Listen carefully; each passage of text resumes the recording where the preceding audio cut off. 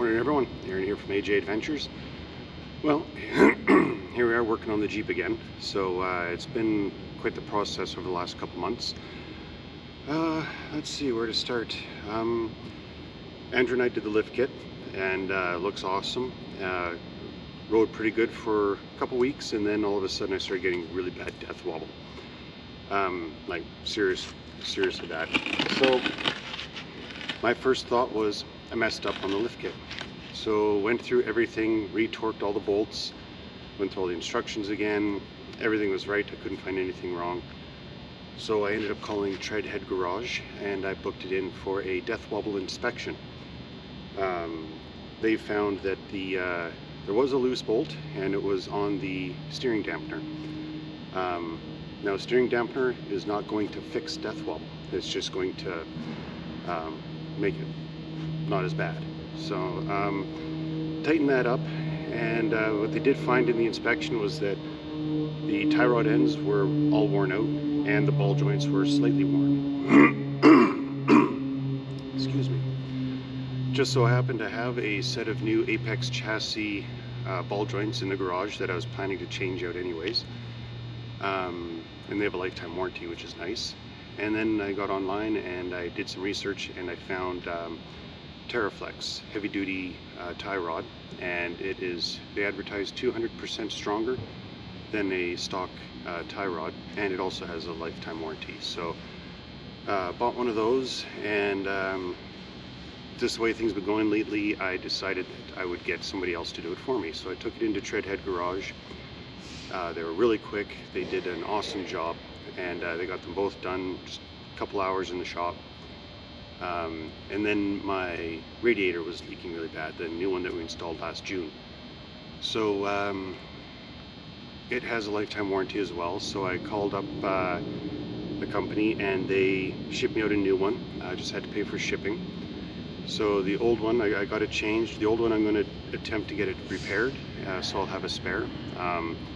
It was leaking in between the tanks and the fins, so hopefully that can be welded. I don't know if they'll be able to or not. And so yeah, now today it's just a few things left. Front brakes, I'm gonna change out the pads, and then my what is it called?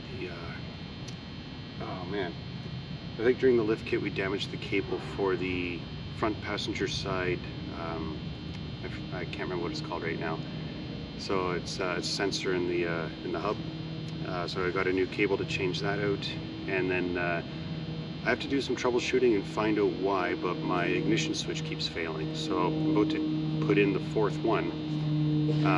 Something is causing these things to break. So lucky enough that I was able to come into work on my day off and have a nice warm hangar, because it is about minus 25 or minus 20 outside, I think it said. Yeah, it's cold out. So yeah, gonna get to work on this, and hopefully after today, knock on wood, there'll be no more lights on the dash. All right, let's get to work.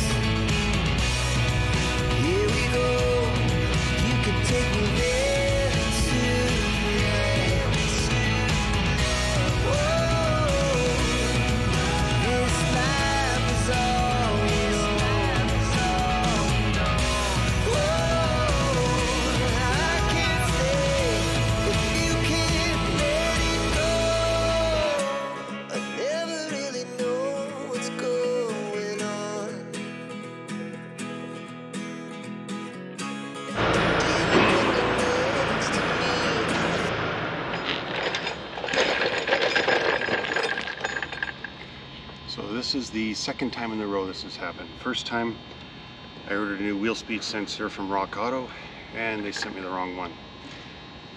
This time went to Napa, got another wheel speed sensor, and they sent me the same one Rock Auto did, which has this end on it here, but this is the one that it's supposed to be. So now I have to put everything all back together, drive into town, go back to Napa, return this, and hopefully find the right one. But now I know, look for the blunt end, not the weird shaped end. Good times.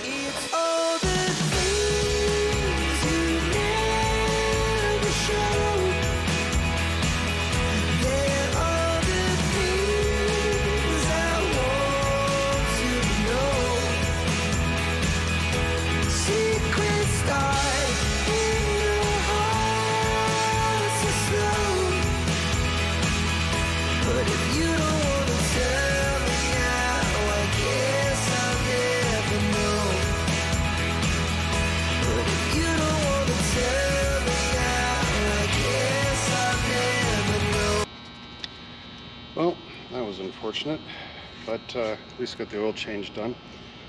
Now I'm just going to quickly change out the ignition switch, and then have to head back into town. Sorry.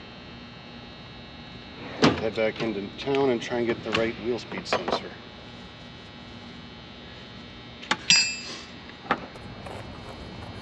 All right, and the saga continues. So, a while ago, let's see, where to start off. I already explained the ball joints, the tie rod, what's going on with the ABS sensor. A while ago, last June, had upgraded to a cold case radiator. Unfortunately, it cracked and it became pretty bad to the point where I couldn't drive it anymore. So, Andrew, he got a new car hauler, which we got to test out for the first time. So he came over and we loaded it up on the trailer, and then we took it to Treadhead Garage. They changed out the cold case. They actually sent me a new radiator. I just had to pay for shipping. So they have really good customer service.